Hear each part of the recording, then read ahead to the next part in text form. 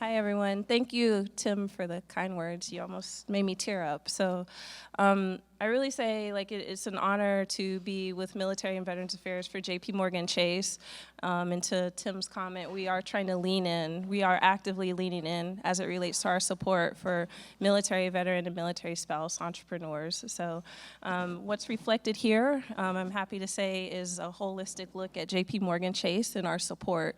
JPMorgan is as you guys know, is a huge institution, roughly 270,000 employees, lots of press releases and initiatives going on. But today is reflective of some very key initiatives that support both the startup community, specifically the founders and funders.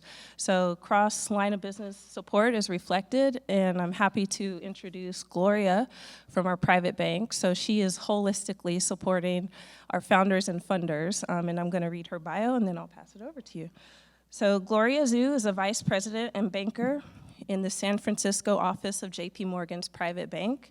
She works closely with founders, investors, and senior executives, and describes her role as a wealth architect, helping clients construct robust wealth management plans that harness the unparalleled network and resources of JPMorgan, from investments, estate planning, lending, banking, and philanthropy.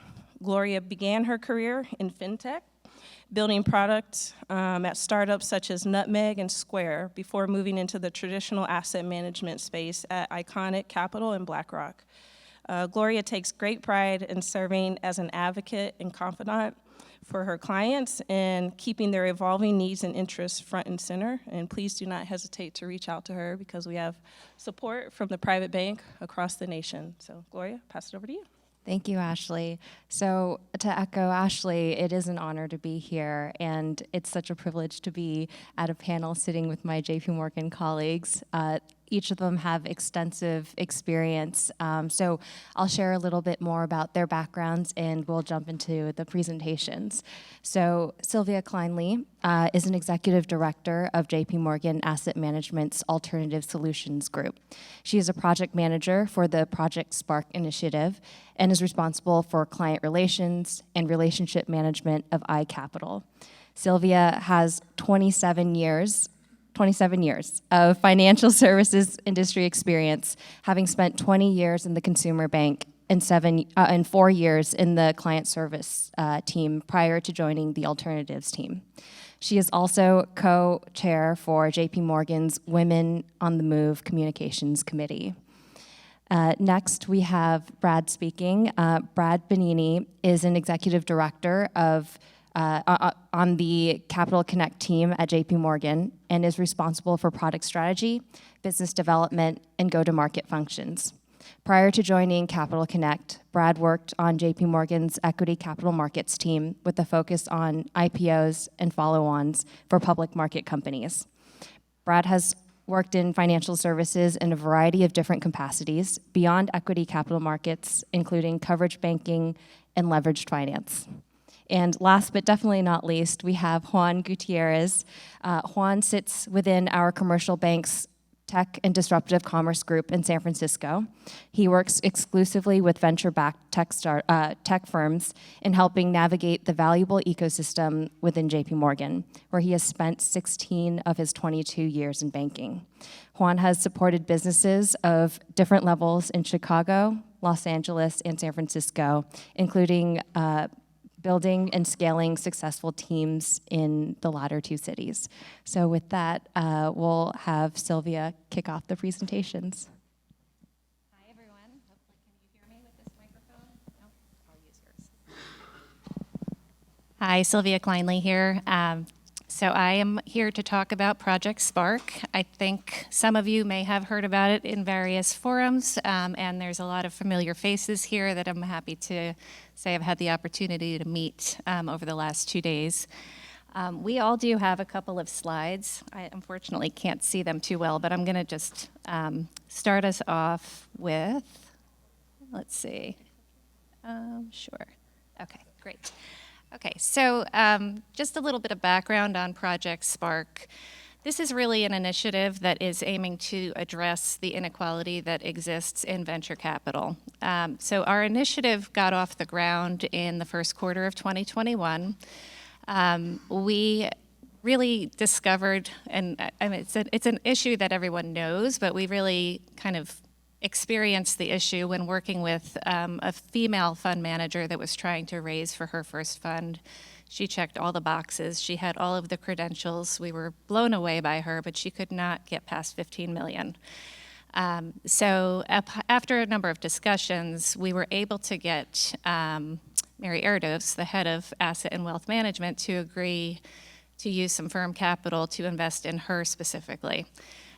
So once we did that, she immediately reached her target 40 million fundraise. So it told us that, wow, there's really something here. JPMorgan has a big impact. So went back, further discussions. We got an initial $25 million budgeted to what we now call Project Spark. So when we launched, we had a specific interest in addressing underrepresented fund managers. So that included females, diverse groups, LGBTQ, and of course, the veteran population who's all here today. Fast forward to 2022, we were able to carve out a specific budget to support the veteran community, and we really gained traction through the help of Rhett, Ashley, and team, and started to work with a number of VC fund managers on the veteran fund side. Blown away by the talent, the expertise, the diligence. So we've been really, really fortunate to work with a number of folks that are in the room today. So I'll just give a little bit of background on where we are now. Hopefully this will help kind of give some context to how this is progressing. So I mentioned 25 million was our first initial investment amount. We're up to 140 million. A lot, but not all of that has been allocated, so we have made a number of commitments. Some have closed, some are in diligence, and 2023's additional budget is yet to be seen. So we don't have a ton that we're working with at this time, but we are still continuing the process. We're getting leads literally on a daily basis. We're really hitting a number of different groups. The talent is there. We're excited to see this continue to evolve, and that's a quick snapshot on how things are progressing. Our overall target for this 140 million is 25 to 30 investments on our side. 5 million is an average check size. I'd say overall 2 to 5 million has been the typical range that we've been investing in, so we're not going extremely big, but again, just back to the JPMorgan impact that we're seeing, it seems to be really helping and making a difference. So we can go to the next slide. Silvia, just one question. Sure. This is off JPMorgan balance sheet, Yes. not client money. Correct. Yes. Thank you. Yeah. So this is firm capital. There is discussion about a client-facing fund. We're not quite there yet, but yes, this is all balance sheet capital that's going into this so far. So next slide just gives a quick snapshot of how we're working through the process here. So as I mentioned, we're getting referrals that we include in our pipeline. There's a small team of us that vets the funds to ensure eligibility, and then we have our introductory calls, gather a number of data points on each of the funds, and share back with our investment committee, who's shown on the left-hand side of that slide. So these are some very senior leaders within asset management across different lines of business. They're the ultimate decision makers on where the money goes. So once we reach a point where we make that investment decision, we have a pretty lengthy process of operational due diligence, as a few people here can attest that does take some time, but we are JPMorgan. So we've got to kind of cross the T's, dot the I's before we really can call things final. Once that's complete, we're doing the ongoing monitoring of all of the portfolios and just tracking things on a quarterly basis from that perspective. So that's just a little bit on process. Then the last piece I wanted to touch on really speaks to the broader ecosystem. So having been at the firm as long as I have, I've truthfully never seen such interconnectivity across the firm as I have through Project Spark. So it's a pretty impactful thing that we're seeing, whether it's the Military and Veteran Affairs, Capital Connect, Commercial Bank, Private Bank. We're cutting all angles here, and we're really able to help one another. And ultimately, our goals are to help these fund managers grow their business. So if we aren't able to cut the check, we're always looking for places that we can point them for additional opportunities. So I have Brad next to me. He's part of the Capital Connect team, so I'm going to turn it over to him. And thanks so much, Silvia. Thank you. Okay, perfect. Looks like we're on the right page. So maybe, first of all, before I get into Capital Connect specifically, I'll just give you some context for how our team is thinking about the world, why we're building the product we're building at JPMorgan. When we step back, and we did a whole bunch of market research, speaking with investors, founders, LPs, I guess there were a few themes that emerged for our team. Number one, specific for this audience today, there are challenges in the market today with fundraising. So both on the founder side as well as the GP side of things. From a GP perspective, access to a broad group of LPs is challenging. Trying to connect with an incremental LP is challenging. And then raising $1 of capital from that incremental LP is extremely difficult, especially in a market like we're in today. There are challenges with investing. Trying to find the right investment opportunity is like trying to find a needle in a haystack. I know many VC managers who evaluate thousands of opportunities a year only to make 5 to 10, 15 investments. Then there are obviously challenges with actually helping portfolio companies grow as well. While you're searching for investment opportunities, helping your portfolio companies grow tends to fall by the wayside. So just how we think about the world, some general themes regarding the market and why we're building the product we're building. On the next page, I'll talk about why at JPMorgan we're building this product and why now. I think when you look back over the last 5 to 10 years, we at JPMorgan will admit that the early stage ecosystem, including founding teams, investors, and LPs, has been a bit of a blind spot for us. There are other third-party service providers in the market.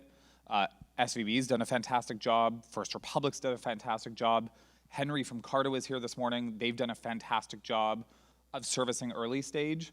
And for the largest financial institution, it's been unacceptable for us to have this as a blind spot. So we are ramping up our efforts to better serve this community.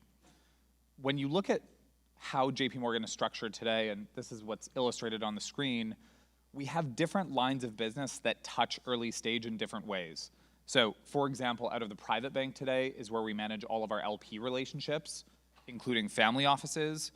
Out of the commercial bank is where we manage all of our VC and startup relationships. And then out of the investment bank is where we manage more sophisticated investor relationships like large mutual funds, hedge funds, corporate venture capital, private equity, and where we do some private capital raising today, albeit only deals over 100 million, for example. Now, what's a shame, but is the truth, is that these three lines of business rarely, if ever, collaborate with one another with respect to helping founding teams raise capital, helping investors deploy capital, or helping investors raise capital from LPs. That's really unacceptable for the largest financial institution in the US. So the way in which we're trying to combat this is that we are trying to come up with a way to better serve this community. However, we know we can't do it in the same way that we do in our investment bank or private bank today. We can't give a Series A founding team raising 15 million bucks, 12 investment bankers to do a deal, right? It's not scalable, it's not economic for the firm. So the way in which we're combating that is we are building a tech product to better serve this ecosystem. The tech product does everything that our investment banker, sales, trading, syndicate teams can do, and we think it does it more efficiently than how they do it today. That product is called Capital Connect. So today, we're a team of 170 people. We've scaled from 0 to 170 in 18 months. 140 of the 170 people are engineers, product managers, and designers. So I'm just trying to give everyone a sense for how the team is structured. We're not a traditional financial services team. We truly are a tech team building a tech product. In the first instance, the product that we're building will serve the cohorts that are on the left-hand side of the page. So companies or startups that are seeking capital from investors. Now, it's very important to acknowledge that in today's day and age, investors can mean more than just VCs in early stage. It can also mean mutual funds with private strategies, hedge funds with private strategies, and then family offices that actually want to invest directly on a company's cap table and perhaps not just as an LP in a fund. So that's the product that we're going to be launching later this month. The 2.0 product, which is, again, very relevant for everyone in this room, addresses the cohorts on the right side of the page. So GPs that are raising capital from LPs. So we are creating a fully digital capital raising environment and tool for GPs that are raising funds.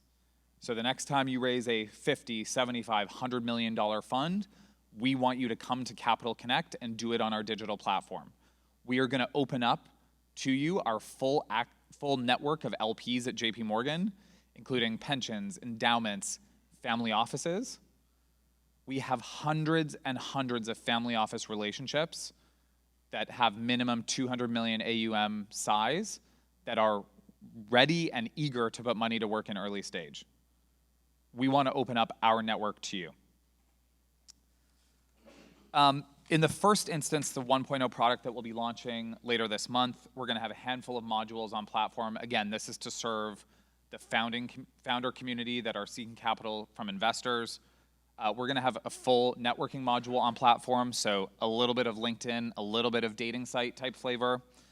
We built a fully digital capital raising workflow, so companies can come on platform, execute a capital raise from start to finish on Capital Connect.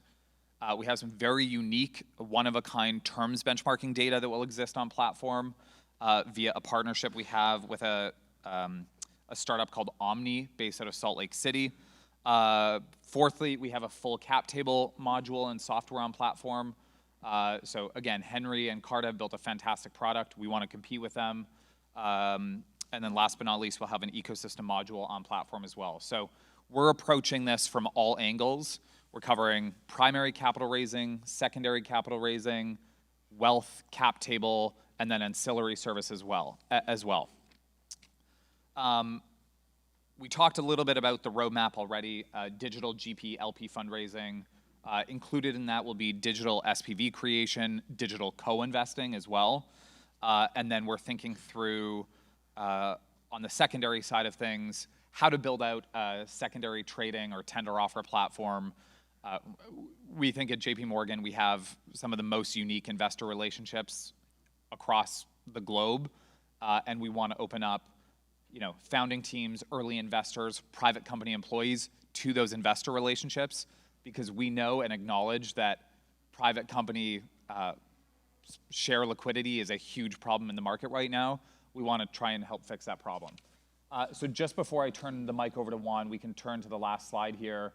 And for anyone that has any follow-up questions or would like to know more about Capital Connect, we've included a QR code up here.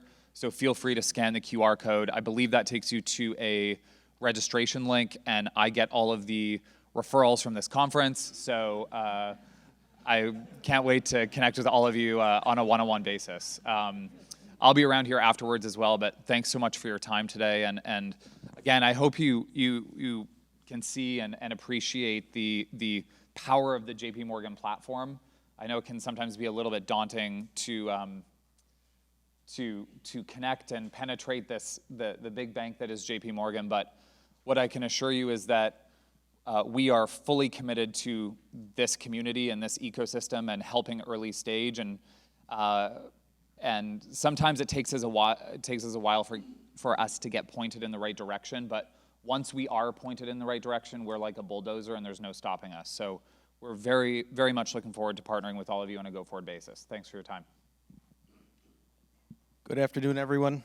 Juan Gutierrez, I'm with the Commercial Bank, and I support early stage venture-backed startups. And as Brad talks about our ecosystem, our platform, The entire purpose of the JPMorgan ecosystem is to give Brad Benini referrals. That's what it's about, and that's what we're going to talk about. If you take a look at the next slide, our purpose in building out this early stage ecosystem is to support the companies of tomorrow in doing that today. And what that means is that for me, as a banker, I cover companies, that's my job. I build relationships directly with founders as they get later stage. I work with their teams to figure out where we could be helpful. If you recall the last session where Alex McKindra from the team was talking, he's also a banker, and he covers super late stage companies. What that means, though, at a commercial banking level is it's a different platform that earlier stage companies have not had access to up until this point.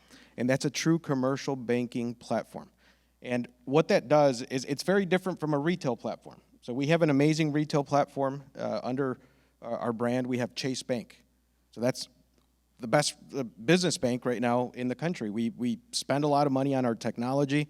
A lot of folks love our website, our Chase.com, our Chase Online Banking, and actually Silvia worked on the development of Chase Online for Business when it was rolled out in the mid-2000s. The difference between a retail platform and a commercial banking platform is, I'll give you an example. Let's say that your company starts scaling and you have to send a wire transfer, a $300 wire transfer to India or Brazil. All kinds of red flags get pulled, and then you get pulled out of meetings to release that wire, and it takes 40 minutes to wait on the phone to get that $300 wire released. That's something that we help out with at the commercial banking level because we do a lot of the KYC, know your customer, lift up front. So we do that for early stage companies, and that way, when you're ready to scale, you don't have to disrupt your entire banking platform. All you need to do is just flip a switch and say, hey, Juan, I'm ready to open up accounts in London because I just landed a big contract there. That's the benefit of a commercial banking platform versus a retail platform. So both are great, but what we're doing is bringing that access sooner and sooner to clients. And these are some of the names that we work with within our group here in San Francisco and across the country. If you go to the next slide, we really believe in working directly with founders from the beginning. So that institutional knowledge is critical for us to understand what your story is, what the pain points are, where you want to get to, and if we can be helpful, we'll tell you right away. And if we can't be helpful, we'll tell you right away as well, because I think a quick no is much easier than stringing a client along. And to Silvia's point, if we can't do something for you, we have a very powerful network, and we could say, hey, talk to these folks here that you could bounce your ideas off of. And again, we're based on the relationship. We value the relationship with founders. When you think about the statement there, every founder, every vertical, every stage.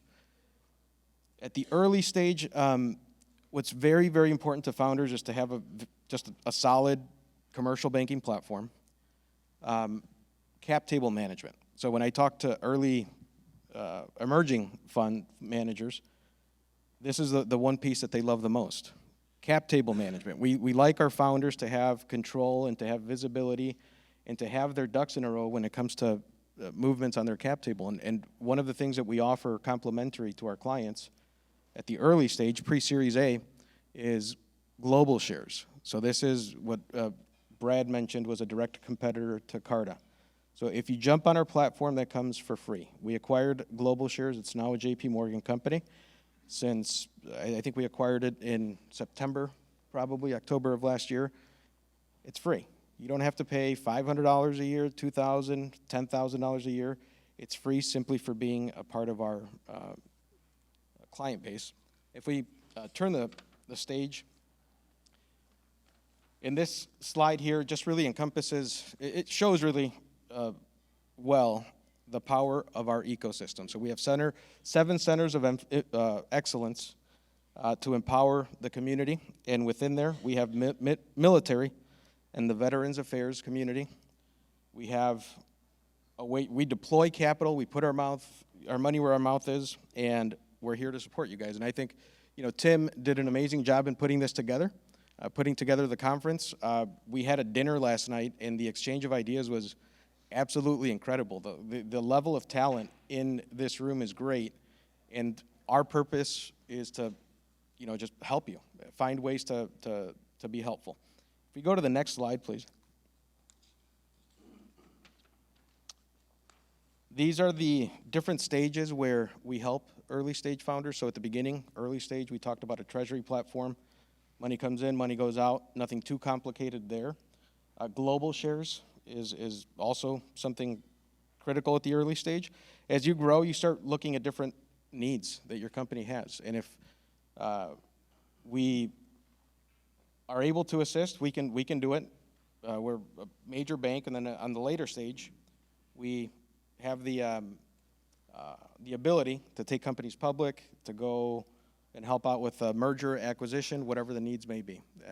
And again, this is available, this same platform is available to an early stage founder, mid stage, or late stage founder. The next page is, it just shows a summary of our product suite that we have for the early stage group. Our accelerator solution, we're investors in Bill.com. We love their product. We provide it for free to our founders as well. And in addition to the ability to collect money through ACH payments and collections. So the summary of it all, we're a bank, we're a huge bank. JPMorgan is a very powerful bank. A product is not what sets one bank apart from another. Product-wise, all banks are going to be very similar. The difference is the ecosystem that we build, and the community that we build, and the way that we support you as founders, the way that we take feedback from you as founders. And as Brad mentioned, if we find something that there's a gap in, like, we have the ability to go all in and fix it. We have the ability to go all in and make things better and to make things valuable for you at every stage of the game.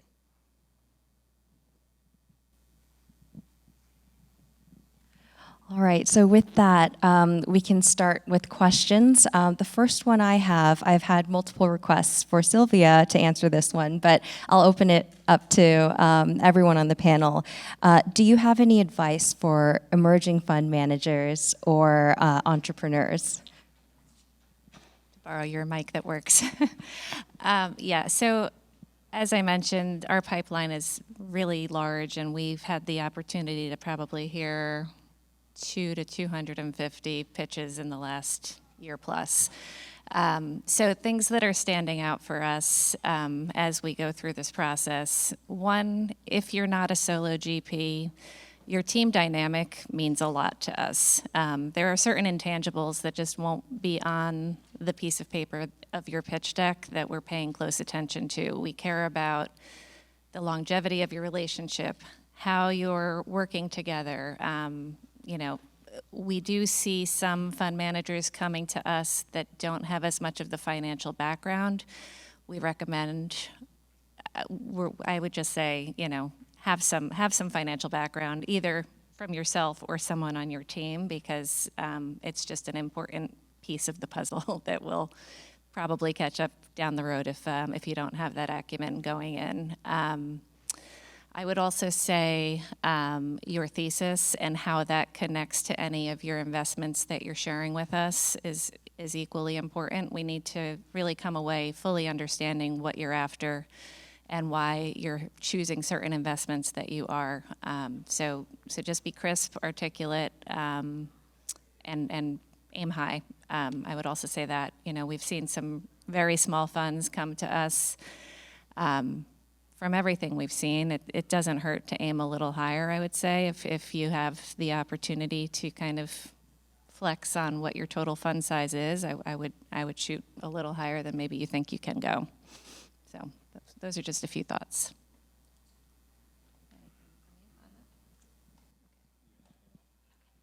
And maybe for me, my 2 cents is more anecdotal. So for me, I consider myself a civilian ally because 2 of my best managers have been veterans.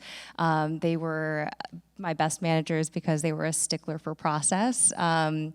They showed me what integrity looks like. I'll say also they weren't afraid to grind, and they spent a lot of time with me to make sure that I did things the right way. And I think it's rare to find that level of mentorship. And so in an environment where we've seen in the past where some individuals or founders are more PR obsessed than customer obsessed, or where individuals are growing with questionable strategies or commingling assets, I think we're in an environment where we really think that veterans have a lot to bring to the table, at least for your civilian co-founders or colleagues. And for me, it was really great to have a veteran manager. And also on the private bank and family office side, I've been really lucky to sit across from some of the most incredible founders and entrepreneurs. And what I found is one common trait is that they're not afraid to look me in the eye and say, I don't know, I need help, full stop. And I think that's really interesting because if they say, I need help, I don't know, then you can say, okay, well, I'll delegate, I'll hire, and I'll scale. Because I feel like Silicon Valley is such a interesting place where it's all about collaboration and brainstorming, and you're figuring things out as you build. So I think those are 2 things that I've picked up from being in the Bay Area for so long.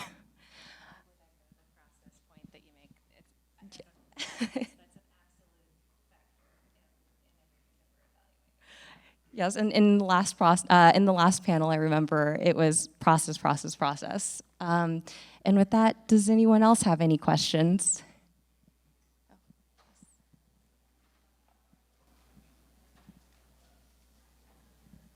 As a startup founder, our company that we use for our banking is Brex. Does JPMorgan have any? I mean, it was so intuitive for a founder, and it was exactly what we needed. Do you guys have any sort of product like that? Or are you working on something? Great question. I mean, that's what Capital Connect is all about, is we're trying to bring tech-enabled solutions to the market and I guess disrupt the way in which we've provided services to this community in the past. I think building outside of a top 5 financial institution in the US is probably faster than building within it. So again, for us, we're never gonna be first to the party, but when we arrive in a big way. So I think it's just a matter of time before you start to see more digitally enabled products and services that come from JPMorgan, but on a go-forward basis, those will, as it relates to the founder ecosystem, those will all be wrapped together within Capital Connect. And one of the advantages for a founder to work with Brex that I've seen is how quickly they can open up an account. It's very fast. You can go in there within a few minutes. You have an account. You get the signature cards out. We're not there yet in terms of speed to open up an account. We are building a platform to do it. But our objective is to make sure that we comply with everything related to anti-money laundering, know your customer, because if you don't do the right things up front, that will trip up your account at the wrong time. When you need to send that really critical, time-sensitive international wire, it'll trip up all kinds of red flags that you don't want to have happen at the worst time, and that's where right now we're a much slower process. If you think about their second product that I think is pretty great, is their credit card product, right? Where you get a bunch of VC funding and all of a sudden you get a credit limit because you need a tool to purchase, and that credit limit is tied to your checking account, right? And it's awesome. Well, we have that too. We've had it for many years. It's called a debit card. In seriousness, we do have that product. The issue with a balance-based card is that as you burn your money, your limit decreases. right? It's like a debit card, and everything is tied to your checking account. We have different solutions where we do have that product, by the way, where we can issue a card based on the balances that you raised. We also have a traditional card product for early stage founders, and it's just a matter of connecting with your banker to find out which is the best solution for you. And I have had clients that absolutely love Brex. Like, I will never twist somebody's arm. Like, go there. Like, and when we build out what you're looking for, I'll be the first to call you. And if you want to come over, great. If not, it's okay. Like, we still want to be a partner for you.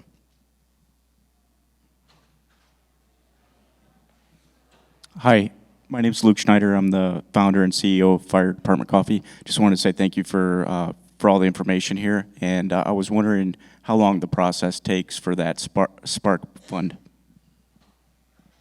Great question. Not all things come in one size. So we've had things go as fast as 3 months, which is a major outlier, but more likely we're talking about a 6 to 9 month process. So we're always tuned in to final close timing that funds are shooting towards, and sometimes we just can't get things turned around as quickly as one might like, but that would be the ballpark range, 6 to 9 months.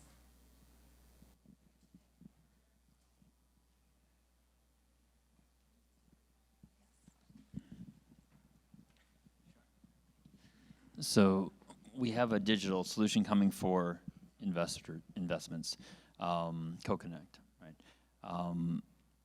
In real estate, we've seen some of this as well. We've seen Zillow come in, Redfin come in, and not everyone migrated over. We still like to have the personal interaction. This is a little different because it's giving access to people who wouldn't normally have access to a manager, to a fund. Do you think that there's going to be eventually a back wave where managers, funds, real people become more willing to deal one-on-one with the small guys after this digital infrastructure comes in and takes advantage of all that opportunity there? Yeah, that's a great question. I mean, the digital solutions that we are trying to build and provide our customers with, we don't necessarily think they should eliminate or remove one-on-one interactions. We're just trying to provide a tool in the toolkit for both founders, investors, LPs to use as part of either their fundraising or capital deployment process. So we're not trying to substitute for human interaction. We just think that there is probably room in this ecosystem for a little bit of tech-enabled efficiency. So that's what we're aiming for. I think in the last panel, I don't know if it was Khan that mentioned talking to 300 VCs, and I had a general partner of a fund, a local fund that I know. She compared it to kissing 200 frogs to find the one prince, and that's the GP-LP dynamic, right? It's the same for founders. You have a lot of conversations. There's a lot of resources, especially as you try to manage your company with managing your personal life, your personal health, your family. That's a lot of time, and I think that's part of the inefficiency that Brad mentioned that we're trying to solve for. I don't think it will be eliminated. Like, frogs are still going to have to be kissed, but it's going to be a lot less than the current environment allows. I have one. There's around 7 to 8 different vet-led companies that are in the process of doing bake-offs with investment bankers. How many of those are you representing?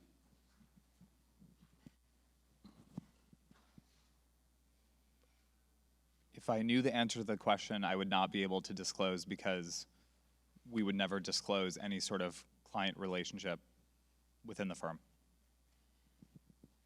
Well, is that news to you that there's 7 or 8 companies that are getting ready to do $100 to $200 million I think the financing market is active, and again, I wouldn't be able to discuss any sort of whether it is JPMorgan or Goldman Sachs or Morgan Stanley or Leerink or any bank. I don't think you'd find a banker that would ever allude to the fact that they are doing private business with a company. So I just can't speak any further to that point. Maybe one last question. Thank you. Thanks, Tim. I know he hates being thanked again, but and Ashley and Gloria and the whole panel here. In 2007, I was in JPMorgan's, what now is the private bank. A year before that, while I was at JPMorgan, I co-founded an airline in Iraq and Afghanistan called Griffin Airlines. So if any of you guys flew Griffin Airlines, we really appreciate it. In part, it was backed by JPMorgan. So as a JPMorgan private bank guy back in the day, we wanted to see this back then.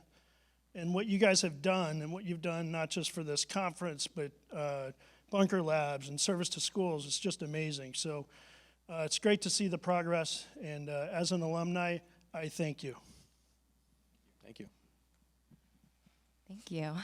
All right. Are there any other questions? Okay. All right. I'll hand it off to Tim. Please stay on stage. So this will take 1 minute of a few comments. First is, my background is in advertising after the military. Don't ask me how I got there, but that's where I ended up in advertising. In advertising, we say money talks. And so when you watch the Super Bowl, the ads you see, the companies you see, they paid a lot of dollars for that. For this event, we've asked some banks for like a few $1,000s of sponsorship, and crickets, as I mentioned earlier. The only one bank that has consistently said, hey, we're interested in talking to veterans, we're interested in actually using some money to talk to veterans, is JPMorgan. So Brendan, Karina know, I hustle. I think I hustle pretty hard. I've hit up Silicon Valley Bank many times, I've hit up First Republic Bank many times, and I'm trying to diversify my revenue streams. I'm trying to make sure JPMorgan is not the only sponsor of this event, right? And so, USAA, Bank of America, crickets. And so when you all think, who's the bank that actually wants to help veterans? I mean, I can tell you from my own experience. I don't know your experience, but my experience is JPMorgan. So thank you all so very much.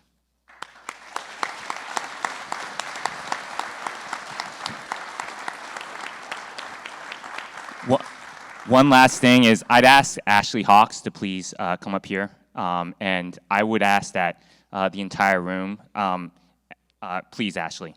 And so folks have said, I don't like to be praised, and I don't know about that. I've told you that I hate praise because the second someone praises you, you're going to disappoint someone else. Ashley, please, front and center.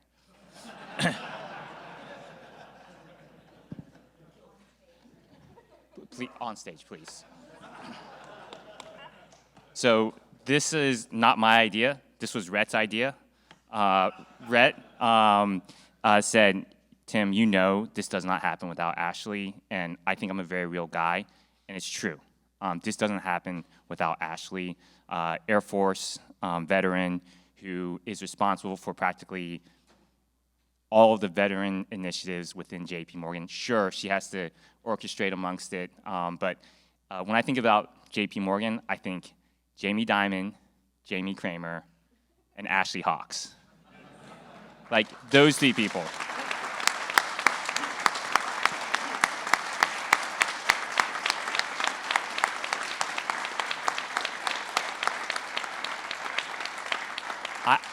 We're gonna take a 1 minute break. We're gonna ask all the JPMorgan folks to come up here. We're gonna take a picture for you all, and then we're gonna move on to our next session. So please stay put. We're just gonna take a quick